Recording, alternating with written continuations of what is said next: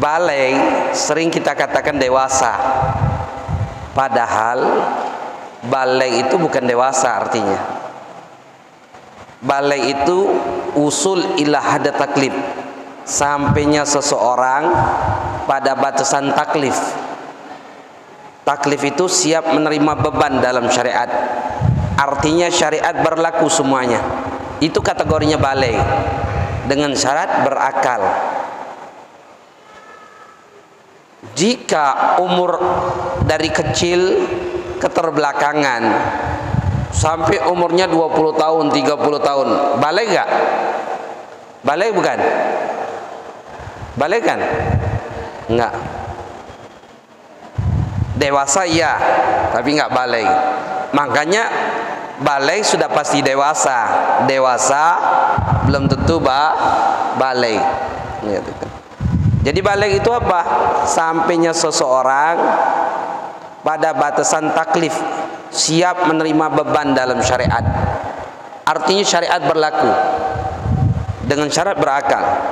Artinya jika anak-anak yang belum balai, syariat belum berlaku kepadanya.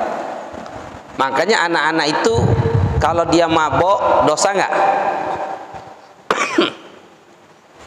Pak, Bu, kalau dia mabok dosa nggak? Kalau dia mencuri dosa nggak? Potong nggak tangannya?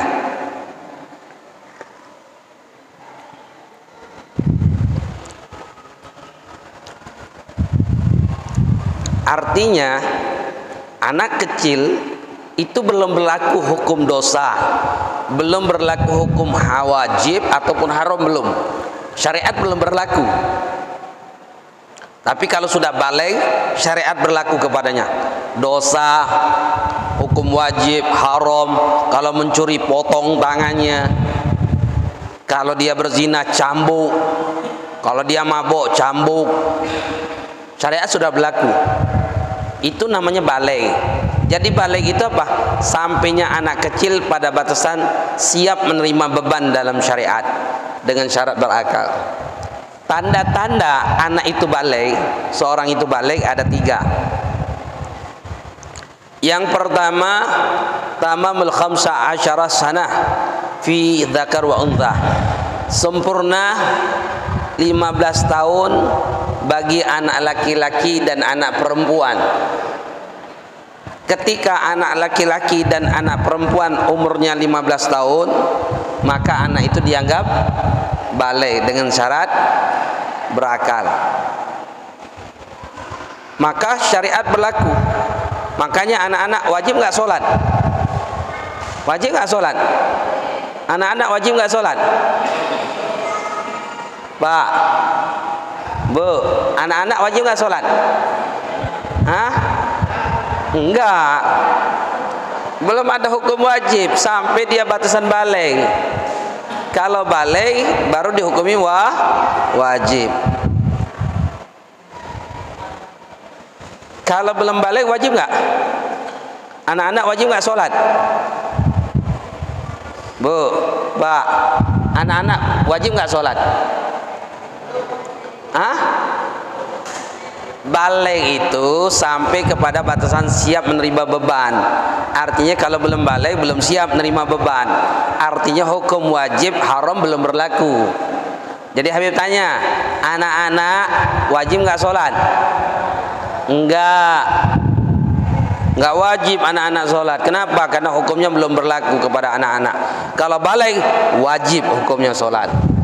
Tapi ketika anak itu umurnya 7 tahun dengan syarat tamyiz.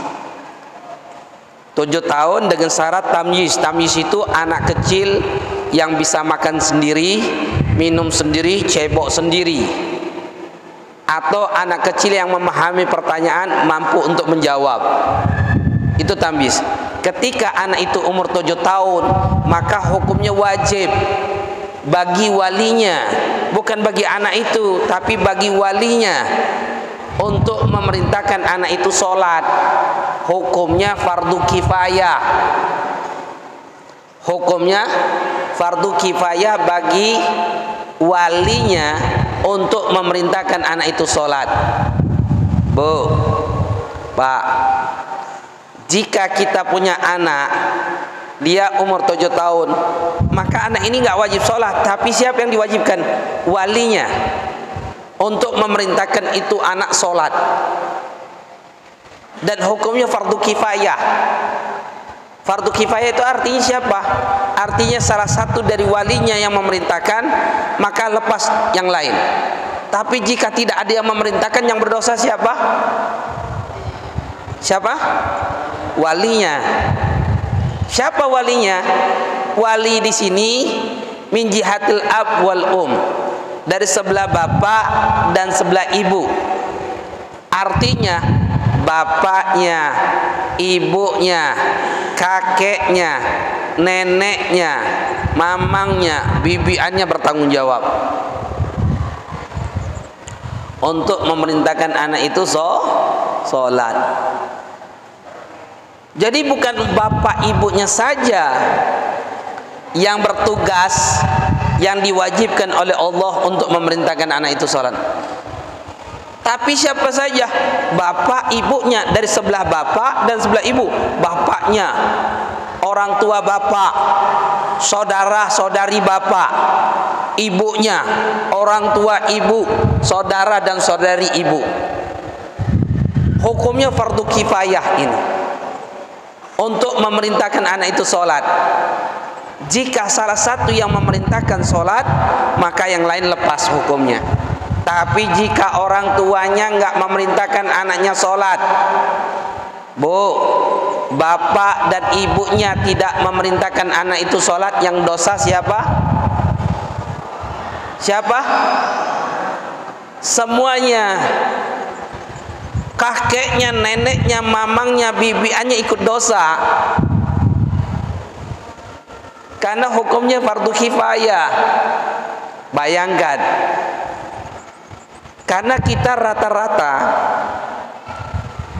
ama keponakan kita nggak peduli. Betul Bu? Pak, betul. Dipikir ada bapaknya, sudah ada bapaknya cukup, biar bapaknya ngatur, bapaknya ngurus, ibunya ada. Padahal nggak seperti itu kalau perintah sholat.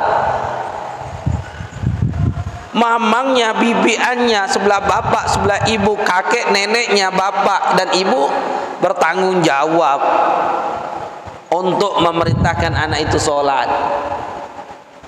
Jenengan jangan harap bisa masuk surga nanti kalau jenengan tidak memperhatikan keponakan-keponakan jenengan. Karena hukumnya fardu kifayah. Kalau hukumnya fardu ain, lepas hukum kita orang, kita nggak berdosa. Kita nggak diminta pertanggungjawaban nanti di hadapan Allah. Kapan umur 7 tahun? Bukan hanya perintah sholat, bukan hanya perintah sholat, wajib juga bagi orang tuanya mengajarkan tentang hukum sholat kepada anaknya. Walinya punya tanggung jawab perintahkan hukum sholat dan hukumnya, perkara yang diwajibkan dalam syariat, perkara yang diharamkan dalam syariat. Wajib puasa, menutup aurat. Makanya ketika anak perempuan umur 7 tahun perintahkan tutup aurat, pakai jilbab. Kalau nggak diperintahkan, yang dosa siapa? Walinya, semuanya berdosa.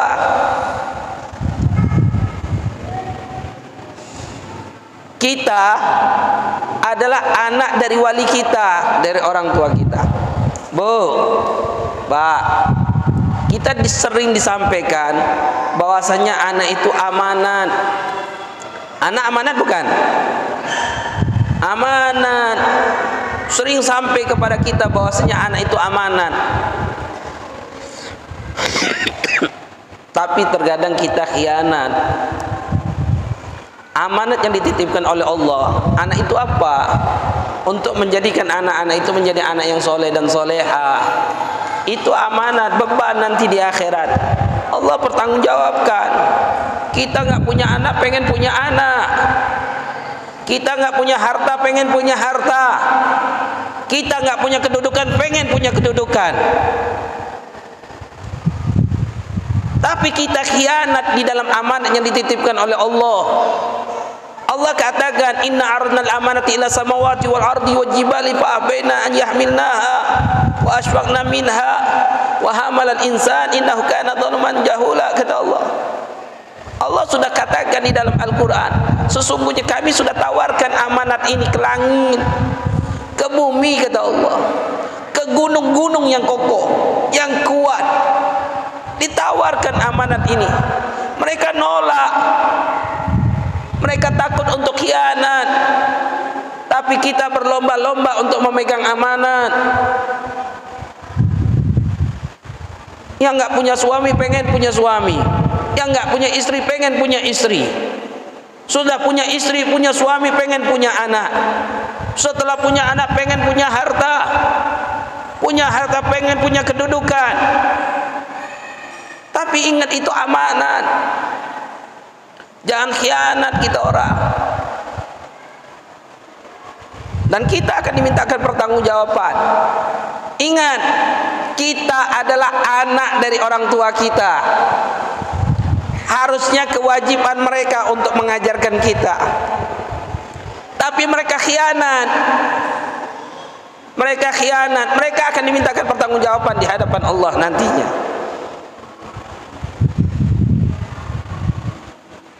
Umur 9 tahun wajib bagi walinya untuk memukul anaknya ketika anak itu meninggalkan sholat, kata Rasulullah. Hukumnya fardu kifayah. Bayangkan kalau itu fardu ain bagi walinya. Kalau anak itu meninggalkan sholat, wajib dipukul, fardu ain. Bayangkan semuanya mukul. Enggak, salah satu saja yang mukul, hukumnya fardu kifayah. Enggak boleh dimaafkan. Kenapa? Karena tujuan memukul anak, tujuannya adalah mendidik, bukan menyakitin. Bu, Pak, ingat ya, memukul anak boleh, tapi niatnya, tujuannya untuk apa? Kalau kita mukul anak untuk memberikan pendidikan kepada anak, insya Allah anak itu akan terdidik. Tapi kalau sudah mukul karena nafsu, karena emosi, karena syaitan, maka yang terjadi, anak itu celaka, anak itu nggak jadi anak yang baik. Itu yang harus kita perhatikan.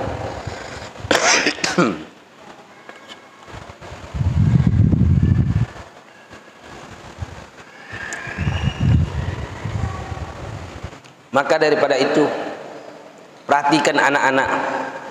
Sampai kapan? Sampai anak itu pukul, itu kalau dia meninggalkan sholat, sampai umur 15 tahun. Kalau 15 tahun lepas tanggung jawab orang tua. Kenapa? Karena syariatnya mengambil alih langsung. Karena anak itu sudah baligh. Apa kata syariat jika dia meninggalkan sholat? Apa? Kata syariat bagi hukuman orang yang meninggalkan sholat adalah, hukumannya adalah haddan, penggal kepalanya, bunuh dengan cara dipenggal. Paham jenengan? Kalau mencuri apa hukumannya syariat? Potong tangannya. Kalau berzina, cambuk 100 kali. Kalau punya istri, punya suami, dia berzina, bunuh dengan cara rojam, dilempar batu sampai mati. Tapi kalau dia meninggalkan sholat, apa hukumnya? Bunuh dengan cara dipenggal. Hukuman dunia itu. Sekarang ini hukum itu berlaku tidak? Enggak. Bersyukur enggak? Senang apa susah? Senang. Karena kita pikir azab dunia itu lebih berat dibandingkan azab akhirat. Ingat ikhwan, azab dunia ahwan min azabil akhirah. Jika tidak ditegakkan hukum di dunia, pasti Allah tegakkan hukum di akhirat. Pasti Allah tegakkan hukum di akhirat. Dan Allah dah ingkar dengan janjinya. Apa arti wajib? Apa arti haram? Wajib itu apa? Ma wa'adallah, janji Allah. Yang melakukan dapat ganjaran pahala, yang meninggalkan dapat azab. Haram, janji Allah, yang meninggalkan karena Allah dapat pahala, yang melakukannya dapat azab. Dan Allah tidak akan pernah ingkar dengan janjinya. Allah dah ingkar dengan janjinya. Maka daripada itu Pak Bu, ketika hukum syariat tidak berlaku, maka setiap orang itu meninggalkan sholat, siapa yang bertanggung jawab? Walinya. Kita yang hadir dalam majlis ini adalah anak dari orang tua kita. Jika kita sekali saja meninggalkan sholat, bukan jenengan saja yang berdosa, wali kita, bapak, ibu, kakek, nenek, semuanya akan dimintakan pertanggungjawaban. Mereka terlebih dahulu yang akan diazab oleh Allah. Pak, Bu, siapa orang yang pertama kali yang akan kita tuntut nanti di akhirat? Siapa?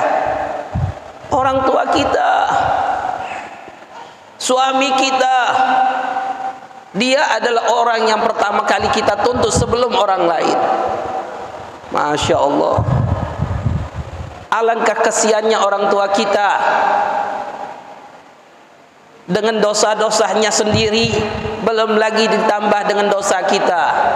Maka daripada itu Pak, Bu, hentikan, jangan sampai mereka senantiasa bermaksiat kepada Allah. Hentikan. Dengan cara bagaimana? Jadikan saat ini kita menjadi anak yang soleh dan soleha. Jangan pernah meninggalkan solat. Dedek putra putri kita, jangan sampai meninggalkan solat. Hentikan. Jangan sampai mereka mendapatkan beban dosa daripada dosa-dosa yang kita lakukan. Karena sebetulnya pemahaman agama ini bukan guru yang ngajarkan, tapi adalah kewajiban orang tua. Jika orang tua nggak mampu, dia wajib mencari seorang guru untuk mengajarkan anak-anaknya. Kalau saran Habib, di zaman kita sekarang ini, alhamdulillah Allah berikan kemudahan. Apa?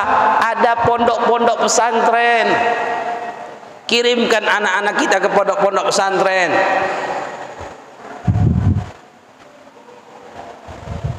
Dia akan jadi kebahagiaan kita nanti kalau sudah dimatikan oleh Allah. Orang yang sudah mati nggak bangga kalau anaknya jadi dokter, nggak bangga kalau anaknya jadi TNI, Polri, nggak bangga anaknya jadi orang kaya, nggak bangga kalau anaknya punya kebun yang luas, nggak bangga. Yang membanggakan hati orang tuanya nanti kalau sudah dimatikan oleh Allah, anaknya mampu menghatamkan Al-Quran untuknya, anaknya senantiasa bersedekah untuk orang tuanya, anaknya menjadi anak yang berbakti kepada Allah, berbakti kepada orang tua, anaknya yang bermanfaat untuk manusia. Itu yang membanggakan hati orang tua. Anaknya jadi pejabat, orang tuanya bangga? Enggak. Habib sering ngalami berapa banyak anak-anaknya orang kaya pejabat, apa yang dilakukan oleh anaknya ketika melihat kuburan orang tuanya. Kesian dia lihat kuburan orang tuanya jelek, dia rapikan, dia baguskan nisannya, dibikin marmer, dibikin luar biasa. Subhanallah. Habib pikir, apa nisan yang bagus yang terbuat dari marmer itu akan bermanfaat untuk si mayit? Enggak, lucu Habib bilang. Kenapa? Karena dia tidak diberikan pemahaman dalam agama. Kalau dia kesian lihat bapaknya sudah meninggal dunia, dia akan gunakan hartanya, kedudukannya untuk bagaimana biar pahalanya ngalir untuk bapaknya. Dia bangunkan masjid, dia bangunkan musola, dia bangunkan pondok pesantren, dia gunakan harta jabatannya untuk membantu agamanya Allah, lalu dia hadiahkan pahalanya untuk almarhum dan almarhumah. Itu yang akan membanggakan hati orang tuanya. Ada di antara anak yang seperti itu? Nah, nggak ada. Anaknya sibuk cari jabatan, anaknya sibuk cari harta, anaknya sibuk cari kedudukan. Tiap hari dari kebun ke kebun, dari kebun ke kebun. Tiap hari pagi sampai sore, pagi sampai siang, sholat ditinggalkan. Dipikirnya hanya hidup saja. Dia pikir nggak ada lagi kematian untuk dirinya. Na'udzubillah, tsumma na'udzubillah. Salah siapa? Salah siapa nanti di hadapan Allah? salah walinya, salah orang tuanya, khianat di dalam titipan amanat yang dititipkan oleh Allah kepadanya. Masya Allah. Ayo nak, Pak, Bu, kita ini adalah anak bagi orang tua kita. Masih ada kesempatan yang Allah berikan kepada kita. Ayo jadilah anak yang soleh dan soleha, yang membanggakan hati bagi orang tuanya di alam barzah. Hadiahkan pahala. Kalau ada masjid butuh bangunan, banyak di pinggir-pinggir jalan, sumbangan-sumbangan. Saya menyumbang 1 sak semen, saya nggak mampu banyak-banyak, pahalakan, hadiahkan untuk orang tuanya. Ketemu lagi masjid, hadiahkan lagi 1 sak semen, hadiahkan pahalanya untuk orang tuanya. Biar ketika ini masjid dibangun, dia dapat ganjaran pahala orang tuanya, bangga. Sampai-sampai Pak, Bu, dalam riwayat hadis Rasulullah katakan apa? Mal mayyit fil qabri illa kal gharik al mutagawwith. Tidak ada satupun mayit di alam kubur kecuali seperti orang yang tenggelam meminta tolong. Meminta tolong. Orang tenggelam meminta tolong. Seperti itulah keadaan si mayit di alam kubur. Yang tandiru du'atul hikum min ab au au akh au sadiq. Mereka menunggu doa dari bapaknya, ibunya, anaknya, temannya, saudaranya. Fa idza kana kalahiyatu kana doa kana habu minad dunya wa fiha.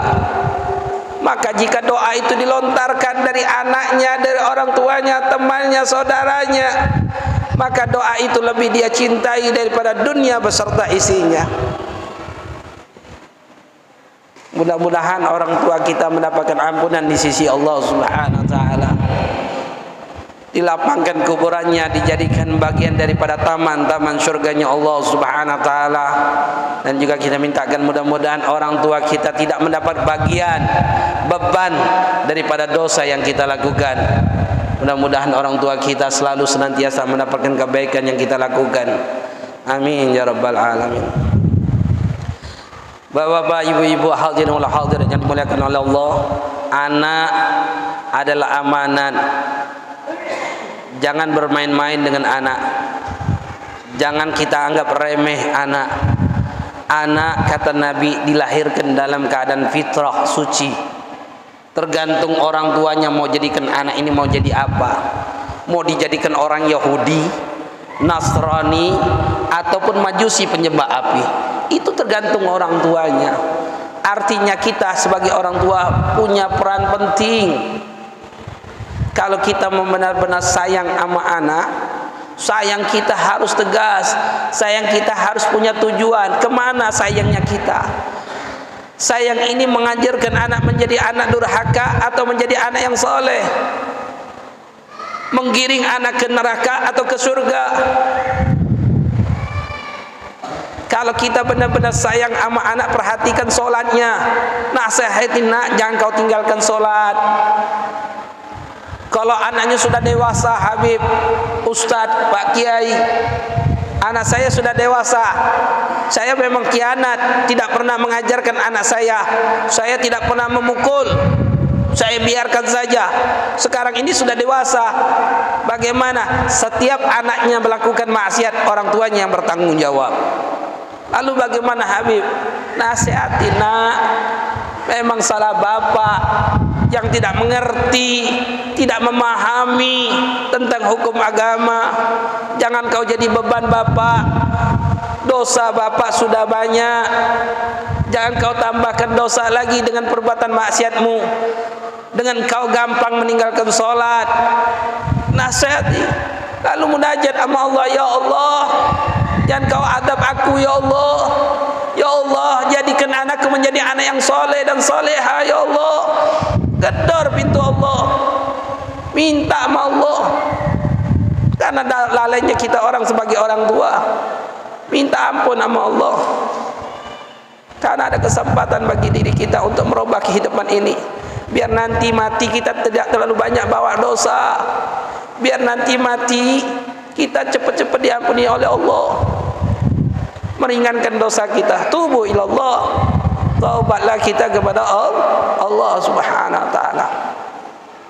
Kalau anak itu sudah balik umurnya 15 tahun, maka lepas tanggung jawab orang tua, dengan syarat kalau orang tuanya sudah melaksanakan perintah itu. Tapi kalau orang tuanya tidak melaksanakan perintah itu, maka walinya bertanggung jawab setiap anak tersebut. Yang kedua, tanda anak itu balik adalah ihtilam. Mimpi junub, keluarnya mani bagi anak laki-laki dan anak perempuan umur 9 tahun ke atas.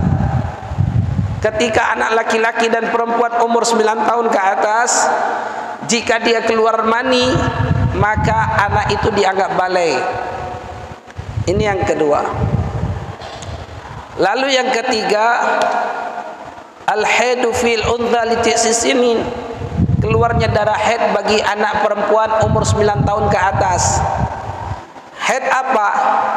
Haid adalah darah tabiat seorang perempuan yang keluar paling dalam rahim perempuan dalam keadaan dia sehat di waktu yang ditentukan dalam agama.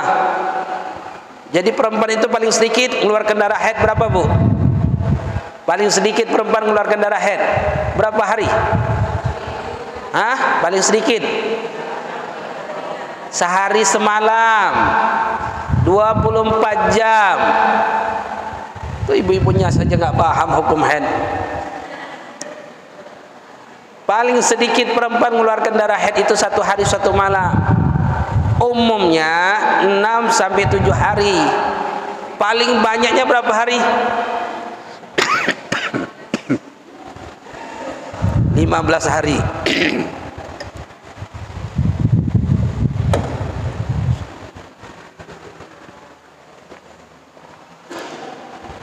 Paling banyaknya 15 hari. Artinya perempuan jika keluar di waktu tersebut itu dikatakan darah haid. Jika keluar di waktu yang tidak ditentukan itu dikatakan darah istihadah. Apa bedanya? Kalau itu darah haid, haram bagi perempuan untuk sholat. Kalau itu darah istihadah, wajib bagi perempuan itu untuk sholat. Artinya perempuan harus paham kapan itu darah haid, kapan itu darah istihadah. Wajib belajar, Bu. Jangan sampai nggak paham itu darah haid atau darah istihadah. Pak, jenengan wajib nggak belajar? Wajib nggak belajar bab haid? Jenengan haid nggak? Wajib belajar. Kenapa? Karena jenengan itu akan dimintakan pertanggungjawaban atas 4 perempuan dalam kehidupan jenengan. Siapa? Istri, anak, saudari, dan ibu. Ini 4 perempuan ini jenengan bertanggung jawab di hadapan Allah. Bu, jenengan satu diri jenengan sendiri ditanggung oleh 4 laki-laki dalam hidup jenengan. Siapa yang menanggung jenengan? Bapak jenengan, suami, saudara, dan putra jenengan. Bayangkan dalam syariat ini, satu perempuan dilindungi 4 laki-laki. Harusnya 4 laki-laki ini bisa menjaga perempuan. Bayangkan, satu laki-laki menjaga 4 perempuan, satu perempuan dijaga 4 laki-laki. Supaya apa? Supaya menjadi istri soleha, supaya menjadi ibu yang soleha, supaya menjadi perempuan yang soleha. Dan itu tanggung jawab kita. Karena kebanyakan sekarang ini ketika anaknya sudah menikah, orang tuanya lepas tangan. Nah, kau sudah menikah ya, beban bapak lepas ya. Apaan yang lepas? Tanggung jawab seorang bapak sampai mati anak atau mati bapaknya. Apa tanggung jawabnya? Untuk menjadikan dia menjadi istri soleha. Sang bapak harus mengawal terus putrinya, dikawal, diperhatikan. Ini tidak bebas. Ketika sang putrinya pulang ke rumah ribut sama suaminya. Kenapa kamu tidak pulang, nak? Ribut, Pak, sama suami, Pak. Oh ya, sudah, sini. Nanti papa yang memukul suamimu. Waduh. Harusnya omongin, nah, kau pulang dari rumah suamimu, Allah murka, Allah tidak ridho. Kau datang ke rumah ini pun dimurkai oleh Allah. Aku yang melindungimu, aku juga dilaknat oleh Allah. Jadi perempuan hati-hati, jangan berani keluar rumah suaminya dalam keadaan apapun. Ketika seorang perempuan keluar dari rumah suaminya tanpa suaminya ridho, maka Allah murka. Kalau Allah murka, seluruh makhluk Allah melaknat perempuan itu. Balik ke rumah orang tuanya dilaknat oleh Allah. Begitu juga dengan saudaranya. Jenengan saudara punya saudari, walaupun dia sudah menikah, walaupun sebagai kakak ataupun sebagai adik, kita wajib menjaganya, perhatikan terus, walaupun dia sudah punya suami. Ingatin, jenengan yang punya saudara, saudara jenengan punya hak terhadap diri jenengan. Jangan ngelawan, nurut sama saudara. Kita punya anak perempuan dan anak laki-laki, bedakan cara didik. Ingatin anak perempuan, walaupun dia kakaknya, walaupun dia adiknya, ingatin, nah kamu anak perempuan, nanti kamu harus ngikut kepada saudaramu. Nah, kamu sebagai laki-laki bertanggung jawab terhadap saudarimu, walaupun itu kakakmu, walaupun itu adikmu, kamu yang bertanggung jawab nanti. Nasihatin seperti itu, biar terdidik bahwasanya saudara laki-laki punya hak atas saudaranya. Anak bertanggung jawab. Ini kebanyakan ketika saudarinya menikah lepas tanggung jawab. Bapaknya setelah putrinya menikah lepas tanggung jawab. Nafkah iya, lepas tanggung jawab nafkah. Tapi tanggung jawab untuk menjadikan dia menjadi istri solehah ada, lepas.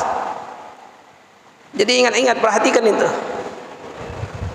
Ketika perempuan keluar darah umur 9 tahun ke atas, maka itu dikatakan darah haid, maka anak itu dianggap balik. 3 tanda seorang itu balik. Yang pertama, 15 tahun bagi anak laki-laki dan perempuan.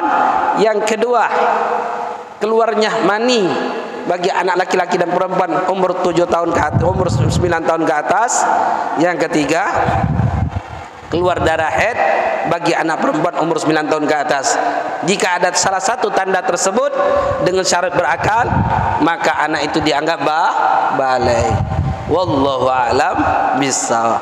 Ada yang tanyakan? Silakan.